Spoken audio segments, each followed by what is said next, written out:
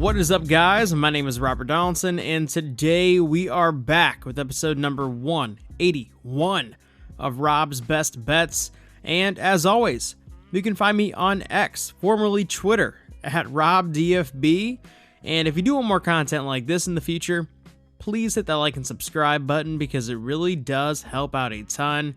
But before we jump into the picks, I just want to give a massive shout out to Underdog Fantasy for sponsoring today's video. And if you do want to get involved with the pick'em videos that we do on this channel or post on Twitter, or if you just want to take part in similar daily contests, head over there and use my promo code ROBDFB at sign up, and they'll match your first $500 up to 100%. And as we hop into our recap of Wednesday, man, oh man, we had a great day, and we got some of that bad beat, unluckiness out of the way or redeemed with Canisius covering in the final seconds on a dunk when, they were in cover range the entire game. So it's not like it's a total surprise, but it definitely was a bad beat if you were holding Syracuse minus 13.5, kind of like if you were having Northern Iowa plus 4.5 yesterday or St. John's minus 18. And hey, we'll take it every single time, and we got all those units back and then a little bit of extra change on the side there too. And with all that being said, y'all, we have another great college basketball slate here in front of us today, an even better one in my opinion than on Wednesday, and I am ready to hop into these picks. All right, for our first pick of the day, we are taking a look at a matchup between South Florida and South Carolina State, and I am very bullish on this South Florida team, pun intended. And I really am a believer in Amir Abdur-Rahim. I really love that he brought in a lot of guys from Kennesaw State over to this squad.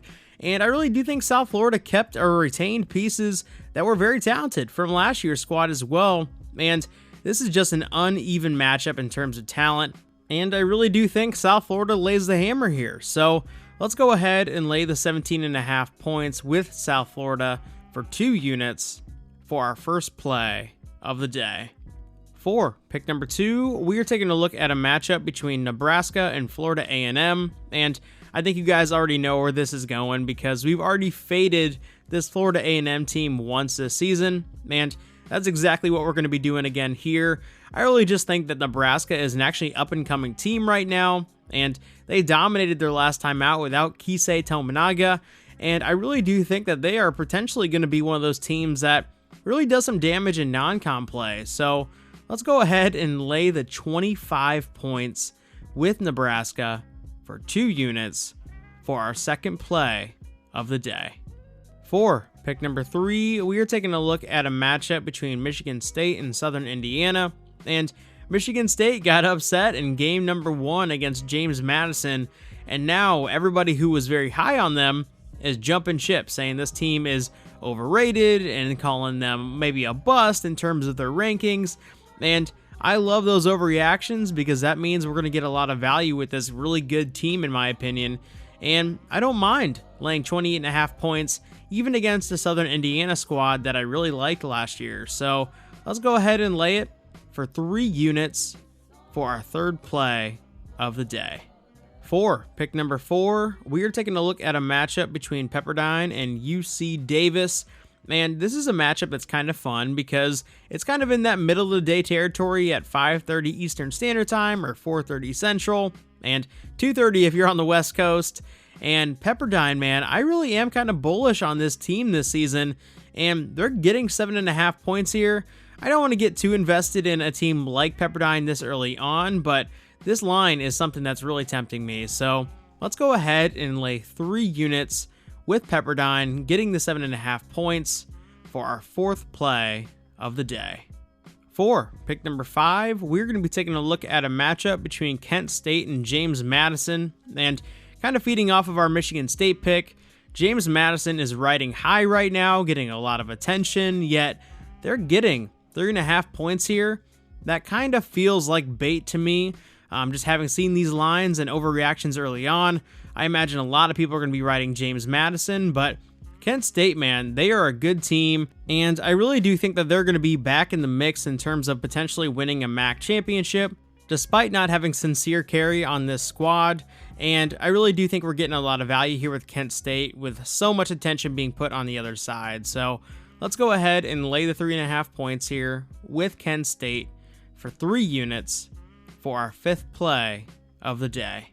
For pick number 6, we are taking a look at a matchup between Middle Tennessee State and Stephen F. Austin, and this is a really fun mid-major matchup. It actually might be my favorite mid-major matchup of the day, and Middle Tennessee State is one of those teams that has been great at home, and they've returned a lot of guys from last year's squad that I really did like a lot. And although I do like Stephen F. Austin, I really think that Middle Tennessee State is going to be our darling all season long. So let's go ahead and lay the 2.5 points here for 3.5 units for our 6th play of the day. All right, for our final play of the day, we are taking a look at a matchup between Georgia Tech and Howard. And Howard is a team that I think is going to make a lot of people very happy, especially early on, and vice versa. I think it's going to make a lot of people who are looking to fade a team like Howard early on really upset, because this Howard squad is really talented, and over recent years, their win-loss record has been really unimpressive. So it's going to catch a lot of people off guard when they're looking to fade one of these bad quote-unquote mid-majors with these shallow lines. And for us, that gives us a ton of exploitable value early on in the season, especially in a matchup like this against a high major ball club. And I say we go for it. So let's take Howard getting the 11.5 points for 4 units. And for a full extra unit, let's go ahead and take Howard on the outright money line here as well. All that being said, I really want to thank you guys for checking out today's video, and stay tuned for some NFL player props as well over on Twitter or X, because I do have a couple that I'm eyeing, and those will probably go up early on Thursday. So let's go ahead and have another great day, y'all, and as always, I will see you in a future video. Take it easy.